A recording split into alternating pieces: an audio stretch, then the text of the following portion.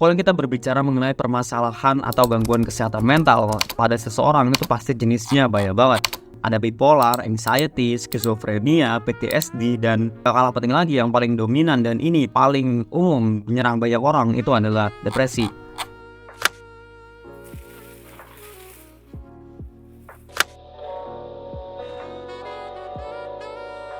Dan menurut statistik sendiri, kalau kita melihat dari tahun ke tahun, angka depresi itu mengalami kenaikan yang sangat signifikan dibandingin tahun-tahun sebelumnya. Dan dari sini terlintaslah sebuah benak pertanyaan di dalam pikiran gue. Apakah depresi itu terjadi karena ketidakseimbangan hormon di dalam otak? Atau depresi itu cuma ilusi, kitanya doang yang playing victim? Dan gak cuma itu, apa sih treatment atau solusi jangka panjang untuk gue bisa menyembuhkan yang namanya gejala-gejala atau kesehatan mental yang buruk? Dan dari sini gue menemukan satu buku yang menjawab semua pertanyaan-pertanyaan ini tentang yang namanya depresi, faktor depresi itu apa, dan solusi jangka panjang untuk kalian bisa nge-treat yang namanya depresi gitu. Jadi ini adalah buku yang ngejelasin secara holistik, secara detail tentang yang namanya depresi.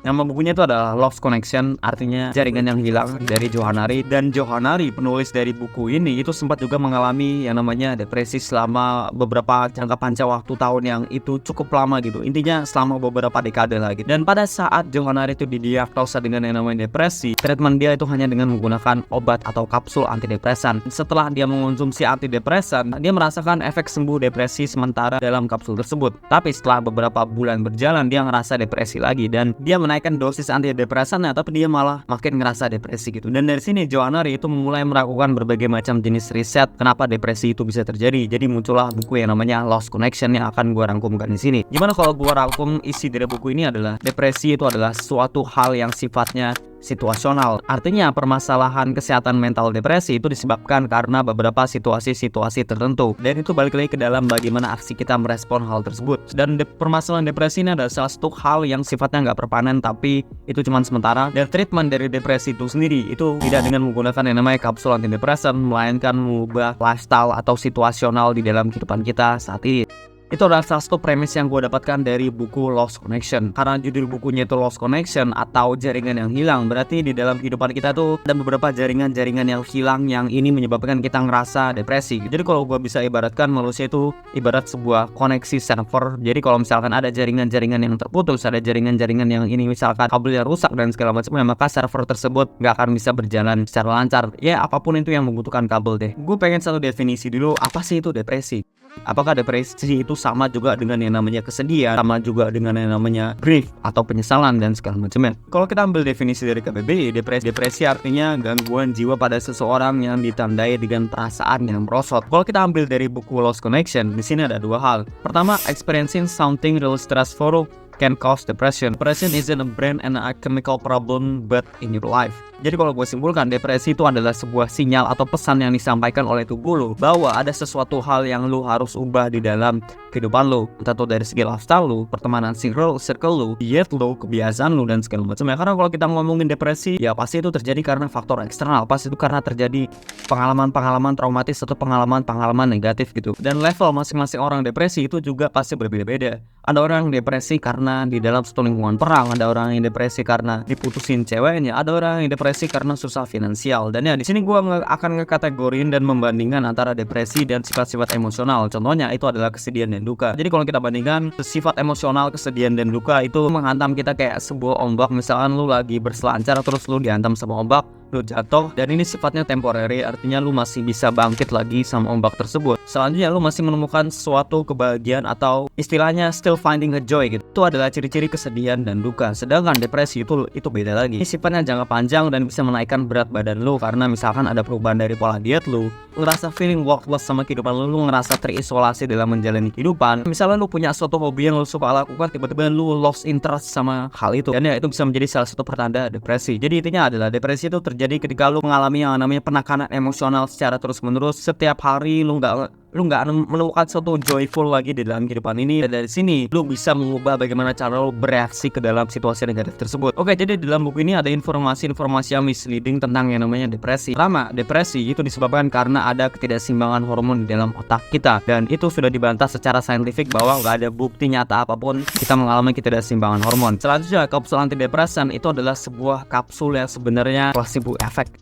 Artinya di dalam kapsul ini nggak ada efek sama sekali, tapi belief system kita, sistem pemikiran kita itu percaya bahwa kapsul ini bisa memperbaiki rasa depresi kita. Dimana sesuatu hal yang kita konsumsi ini nggak ngasih efek, melainkan itu pemikiran kita sendiri yang memberikan efek kepada tubuh kita. Jadi di buku ini ada cerita menarik tentang yang namanya efek placebo. Ceritakan bahwa ada sebuah dokter anestesia yang bekerja saat perang dunia, dan karena suntikan atau zat biusnya itu habis, dokter ini menemukan suatu ide cemerlang di mana dia memberitahukan bahwa yang dia suntikan ini adalah sebuah obat bius. Padahal disuntikannya itu nggak ada zat biusnya sama sekali. Dan ya dari sini si dokter itu kaget bahwa tentara ini nggak merasakan sakit apapun. Karena kenapa? Karena sistem pemikiran mereka tuh percaya bahwa dia disuntikan oleh zat bius. Oke, sekarang kita akan masuk ke dalam segmen penyebab dari depresi dan apa sih solusinya gitu. Di sini ada 9 sumber dari depresi dan penyebabnya itu disebabkan karena environmental causes. Artinya penyebab dari permasalahan faktor lingkungan. Sumber pertama itu adalah disconnection from meaningful work. Ketika lu melakukan suatu pekerjaan atau tanggung jawab, entah itu di studi, sekolah, pekerjaan apapun itu, lu harus membutuhkan yang namanya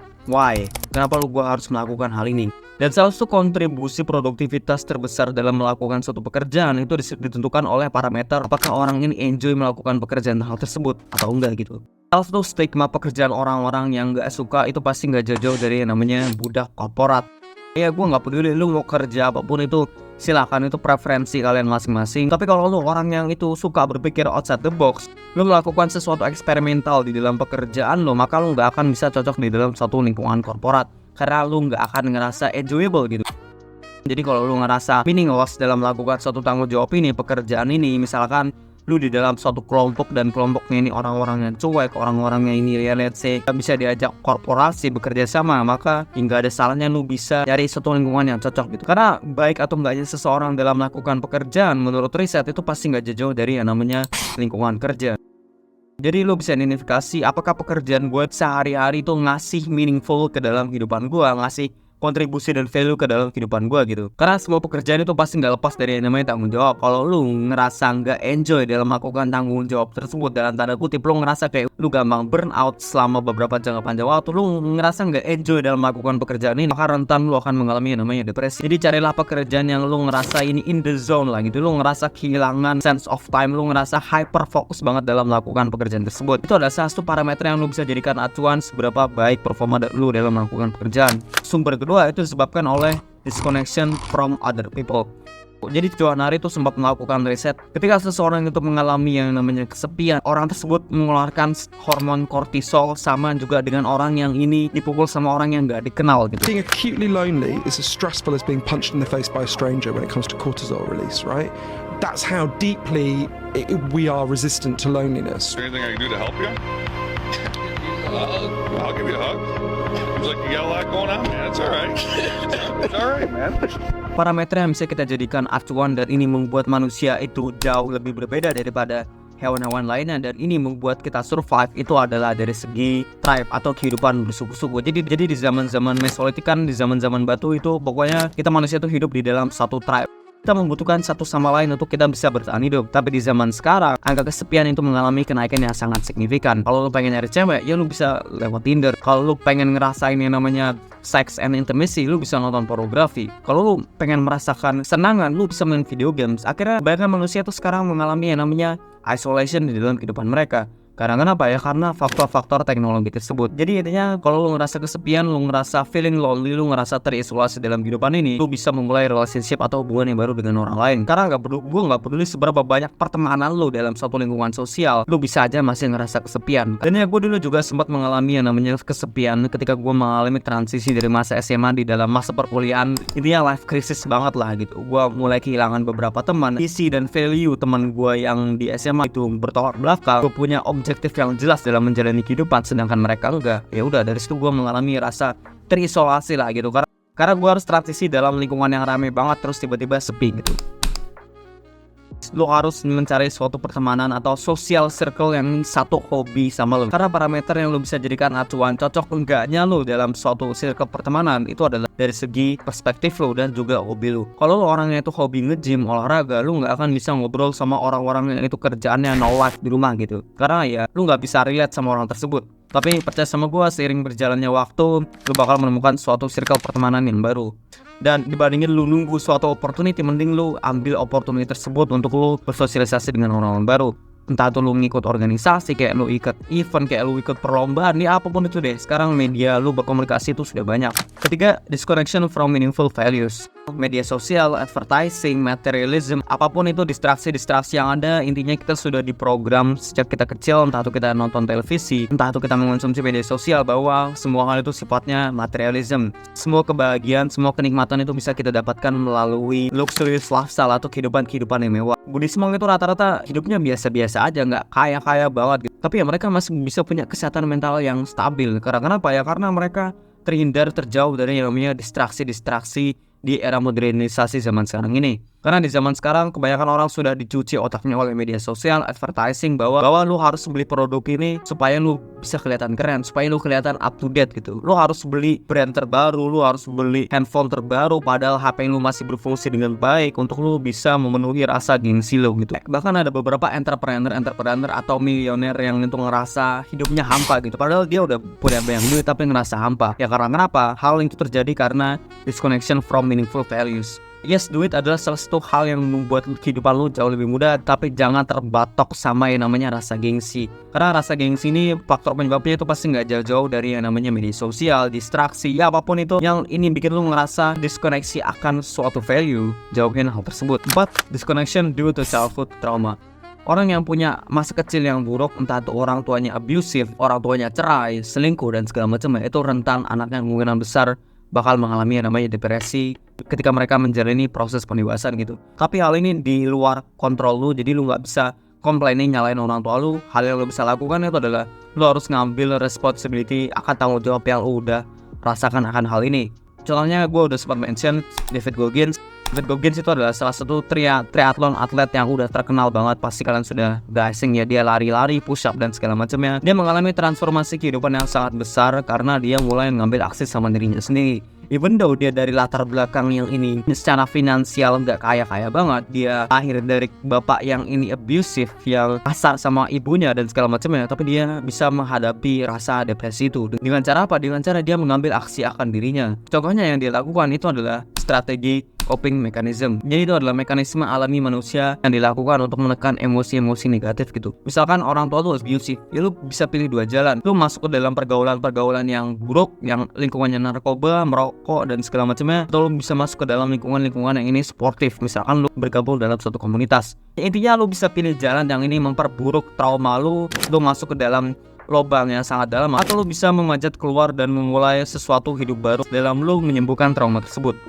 5. Disconnection from status and respect. Ketika lo ngerasa nggak dihargain dalam suatu lingkungan sosial, dalam apapun itu jenis lingkungannya, ada kemungkinan besar lo bakal rentan mengalami yang namanya depresi. Karena survival instinct, mekanisme otak lo itu berpikir bahwa lo udah dikeluarkan dari suatu tribe gitu, dari suatu suku. Intinya gue pengen kalian bayangin skenario ini. Orang pertama itu bisa kita sebut juga dengan sebagai fat beta male gitu, dibandingin dengan orang kedua alpha muscular male gitu. Contohnya dia punya ilmu pengetahuan yang luas, dia ngerawat fisiknya, dia hidup sehat dan segala macamnya. Pasti lu bisa bandingin. Kalau gue kasih satu pertanyaan, mana orang yang akan jauh lebih dihargai dan dihormati? Pasti orang yang itu alpha muscular male tadi gitu. Jadi hal yang lo bisa lakukan untuk lo membangun jaringan ulang kembali dari yang namanya status and respect ini adalah dengan cara mendapatkan suatu penghargaan yang ini sifatnya di dalam dunia nyata, itu bukan virtual, itu bukan rank lo. Karena tinggi atau rendahnya status dan respect seseorang itu pasti nggak jauh-jauh dari yang namanya value orang tersebut.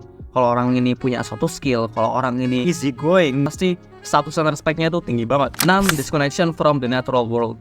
Kalau kalian riset berbagai macam jenis video dari YouTube atau Google, topiknya tentang yang namanya kesehatan mental, itu pasti nggak jauh-jauh dari yang namanya lu keluar rumah, lu nempatin diri lu di dalam sinar matahari. Menurut riset sendiri, ketika kalian mengalami isolasi di dalam kehidupan kalian, dimana kerjaan kalian cuma main video games di rumah, kalian jarang keluar, ada kemungkinan besar kalian bakal depresi. Jadi cobalah jadikan rutinitas kalian untuk jalan pagi, kayak lari, atau ya kalian sekedar berjemur di luar pagi gitu, untuk meminimalisir angka kerentanan kalian mengalami depresi. Ketujuh, disconnection from hopeful future. Artinya kita ngerasa insecure, kita ngerasa nggak terjamin masa depan kita tuh bakal baik atau enggak gitu. Karena masa kita hidup sekarang itu pasti kita mempersiapkan diri untuk kita hidup di masa depan. Ketika lo masuk di dalam lingkungan SMA dan lo pengen masuk ke dalam perguruan tinggi, pasti lo mempersiapkan tes, lo mempersiapkan diri lo dengan cara lo belajar, riset dan segala macamnya untuk lo bisa masuk ke dalam perguruan tinggi tersebut. Artinya kalau kita simplifikasikan, lo mempersiapkan masa lo sekarang untuk lo mempersiapkan diri lo di masa depan. Yes, kalau kita orang ngomongin masa depan itu nggak tentu, itu abstrak, kita nggak bisa nebak sama sekali masa depan itu gimana. Salah satu overthinking orang, kebanyakan orang ketika mereka ingin menghadapi masa depan itu pasti nggak jauh-jauh dari yang namanya finansial. Peran mereka itu buat apa dalam kehidupan ini? Mereka ngerasa terisolasi dan segala macamnya. Jadi ada salah satu konsep yang ini gue dapatkan dari stoikisme, bahwa hasil diri lu sekarang itu adalah hasil dari aksi-aksi lu sebelumnya. Jadi kalau lu sekarang nggak puas sama hasil diri lu sekarang, misalkan lu itu pemalas, lu harus ngambil aksi untuk lu bisa memperbaiki hidup lu. Dengan cara apa? Dengan cara lu mengimplementasikan rutinitas yang ini menunjang personal development lu. Jadi sebenarnya konsepnya simpel banget sih. Kalau lu pengen masa depan yang baik, ya lu nggak usah fucking rang. Lu harus bisa beradaptasi dalam suatu lingkungan kerja. Dengan cara apa? Dengan cara lu mempelajari sesuatu skill yang ini skillnya nggak sifatnya nggak cuma teknis, tapi itu bisa juga soft skill, entah itu berkomunikasi, public speaking. Semua orang pengen masa depan yang baik, tapi nggak semua orang berhak mendapatkan masa depan yang baik, karena ya ini balik lagi ke dalam aksi mereka di masa-masa sekarang. Jadi kalau lu masih nonton video ini di masa-masa sekarang nih ya, coba lu identifikasi rutinitas lu 24 jam ini ngapain sih. Ini ya sekali lagi masa depan itu unexpected, kita nggak bisa nge-expect apapun, tapi di sini ada beberapa hal yang bisa kita minimalisir untuk mengurangi rasa sakit yang akan kita alami di masa depan. Contohnya fakta pahit yang akan gue sebut ke lu, orang tua lu tuh bakal meninggal selama beberapa tahun, dan finansial itu nggak akan ada yang ngejamin lu lagi. Lu harus cari finansial dari diri lu sendiri. Lu nyari berbagai macam jenis resources untuk lu menghadapi permasalahan tersebut. Untuk hal terakhir 89 itu dari segi genetik. Jadi Johannari tuh kaget bahwa orang tuanya tuh sempat mengalami namanya depresi, karena Johannari tuh melihat orang tuanya tuh mengonsumsi berbagai macam jenis obat-obatan, sedangkan orang tua anak-anak lainnya itu nggak ada mengonsumsi obatan. Jadi Johannari di buku ini menyatakan bahwa ketika orang tua itu depresi dan mungkin mengonsumsi obat-obatan, ada kemungkinan besar anaknya bakal ngerasa depresi juga. Key point dari video ini adalah depresi itu sifatnya environmental, dimana depresi terjadi karena ada situasi-situasi tertentu, situasi yang menekan lu secara negatif, dan ini bisa membuat lu ngerasa meaningless gitu. Tapi ini balik lagi ke dalam bagaimana cara kita membangun ulang jaringan-jaringan tersebut. Itu membutuhkan 8 jaringan tadi yang udah gue sebutkan. Ada meaningful work, other people, meaningful values, childhood trauma, status and respect, natural world, and hopeful future. Intinya lu cukup memperhatikan indikator-indikator tadi dan lu bisa mulai taruh effort akan sesuatu hal tersebut. Karena depresi itu nggak semata-mata jawabannya dari mindset, oh lu tuh mindset lu aja jelek gitu. Tapi ya lu harus ngambil aksi nyata juga, dan juga pematangan perspektif lu akan sesuatu hal gitu. Sekian dari gue, keep improving.